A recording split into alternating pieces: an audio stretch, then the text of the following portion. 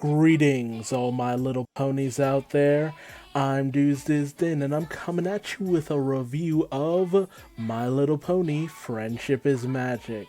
This time I'm reviewing Season 9's episode 22, titled Growing Up is Hard to Do, which is actually based off a lot of these episodes, like towards the end, have been references to old songs. And this is based off of one by Neil Sedaka, which is called Breaking Up is Hard to Do.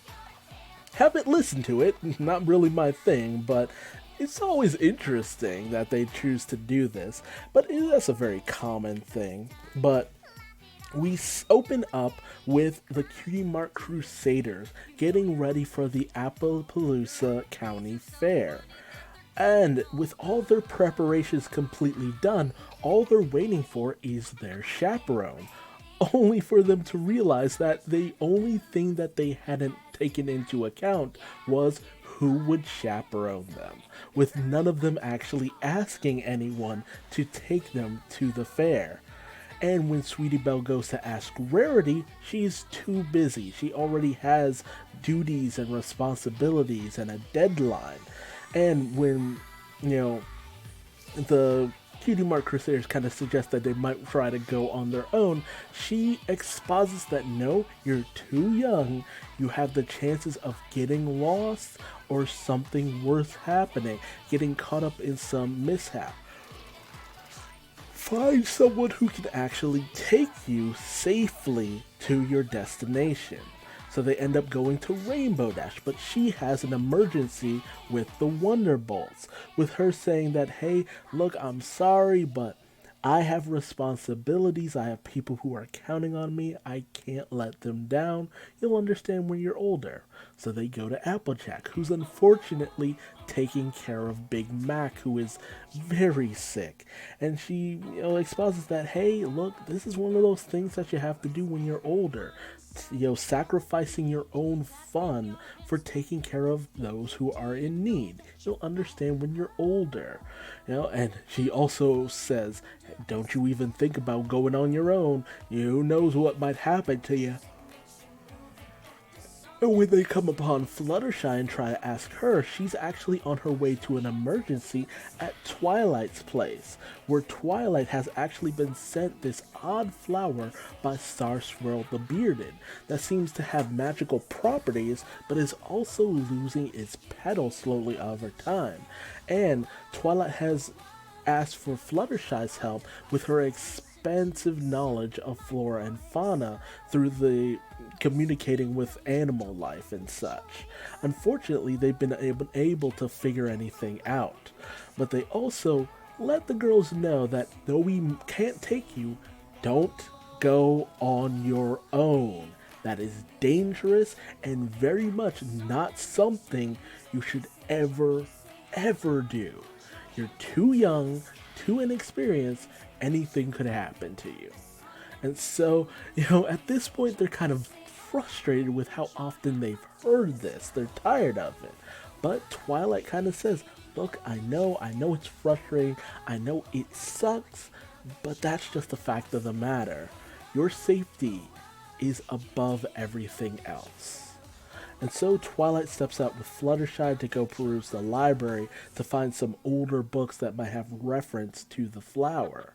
Meanwhile, the Cutie Mark Crusaders are really in a bit of a pinch, feeling that it's unfair that because they're young, they're unable to go out and do simple tasks, like just going to a fair, and that they need a chaperone. It seems like they're just being rejected at every turn, and they start to wish that they could be older. That way they could do whatever they want. And the flower starts to glow, and magical energy swirls around them, and suddenly they're older. Just as they wish, they are around the same age as their older sisters.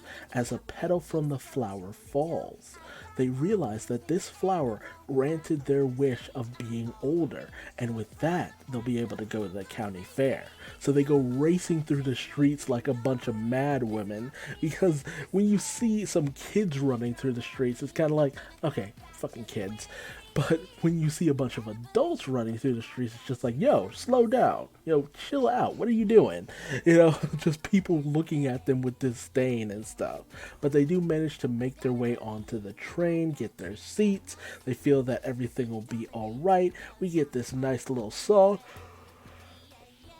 about how now that they're bigger, they're able to do anything they want, however they want, whenever they want. They can't be controlled, they can't be contained. Basically, it's pretty obvious they don't fully understand what adult life entails. But oh, they will. As they end up in this swampland, fairly close to Appaloosa, but off the beaten road. And after an encounter with a creepy conductor, they come to find out that they are, a bit a ways from Appaloosa, and the only way through is through this creepy swamp that can be very hard to traverse, especially for younger foals. But he'll draw them up a map so they can get through, since they seem to be adults and all that good stuff. And while Sweetie Belle has her misgivings, they ultimately decide that they'll go through with it, having felt that they've come too far and not wanting to miss too much of the actual fair. So they trek throughout the swamp, encountering all forms of critters, foliage that entrap them, and just disastrous situations. And it's proving not to be a great time going through these woods and trying to make it to their destination.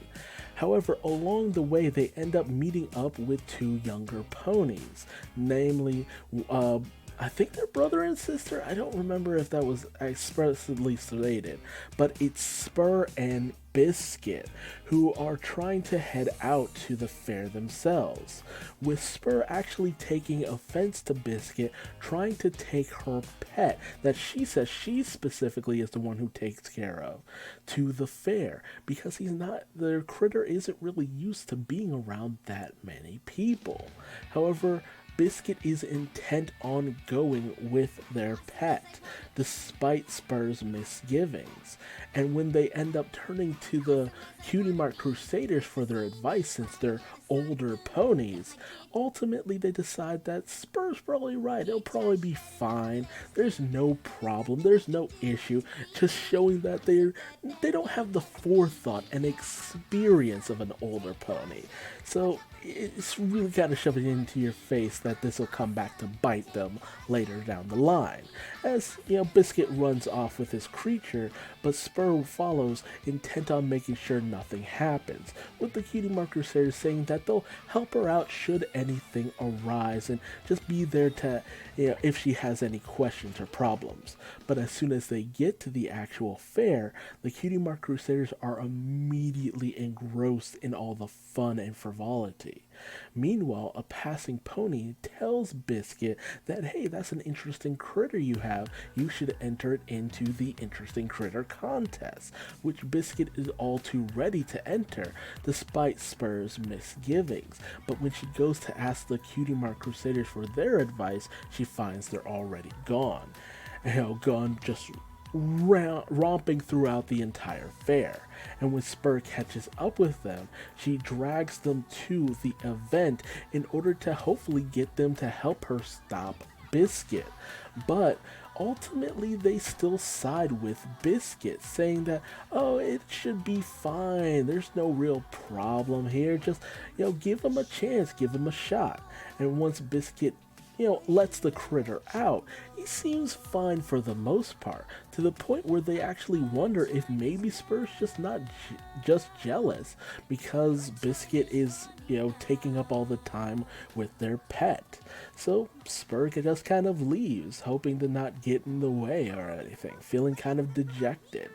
But while Biscuit is able to get their critter through everything at first, once the audience's attention goes fully onto their pet, he starts to sweat a little bit and freak out, ultimately creating this massive whirlwind almost out of nowhere, showing that ultimately maybe the situation with the critter was a lot more dire than they realized.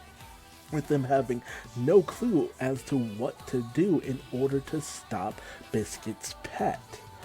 They're in a bit of a bind, and there's only one, maybe two ponies who can help them out. And as if on cue, enter Twilight and Fluttershy, who have followed the Cutie Mark Crusaders because they actually managed to find out some information on the flower. And noticing that a petal had actually fallen out, they realized that the Cutie Mark Crusaders must have made a wish on the flower in order to go to the festival, with them finding a lot of chaos, havoc, and devastation happening down in Appaloosa, realizing that must be where the Cutie Mark Crusaders are. And as they end up running right into Twilight, Sparkle, and Fluttershy, they go across the whole entire spiel of their whole sad story. And I love the fact that they just, because Apple Bloom says, you won't believe this, but it's just like, yeah, we understand. We get it. Almost like this is just another Sunday for them, basically. So they end up going and seeing what's up with the critter, with Fluttershy immediately knowing what kind of creature this is, and rationalizing that this is the kind of creature that's only able to calm down when it's in the presence of the whoever raised it, because it's still very young. And when everyone turns to Biscuit, he ends up admitting that he wasn't really the one who really oversaw the critter. It was honestly Spur who did all the work, who really looked after it time and time again. So they end up going after Spur, who's kind of at a loss for what to do in this situation. But they end up, Spur and Biscuit end up apologizing. Well, Biscuit ends up apologizing to Spur, saying that he never should have done this. He should have listened to Spur. He should have actually deferred to her. She's the one who was actually taking care of their pet, and he's just really sorry. So ultimately, Fluttershy steps forward and gives Spur some advice on how to calm the critter down, that he just needs to see her up close and personal. And as they fly in close, the critter immediately calms down, and Spur is able to get him back in his box. And Spur inquires how she was able to figure out how to calm him. Fluttershy just admits that it's just time, effort, and experience. She's grown to learn all these various different things, and thankfully it came in handy. With everything all's pretty much set and done, Spur feels that she's glad that everything worked out for the best, although she's kind of sad that they weren't able to enjoy the festival for the most part. But, Twilight kind of points out that, hey, it's all well and good. You were able to figure things out, get things under control, and their pet even managed to win the blue ribbon. But she does say that, hey, while, being young and inexperienced is fine, disobeying your elders and doing what you're not supposed to is no good. As she demands that the Cutie Mark Crusaders use their final wish in order to turn themselves back to normal, which they promptly do, much to the shock of Spur and Biscuit. But they admit that, while they did feel that they were entitled to their opinion because they were older, ultimately they didn't have the experience and the know-how in order to actually give Spur and Biscuit actual advice. And they feel that, maybe they just weren't ready to be older. Maybe it's those experiences along the way that help you grow into a wise and, understanding adult. With, Twilight just being happy that they were able to learn a lesson and everything worked out for the best.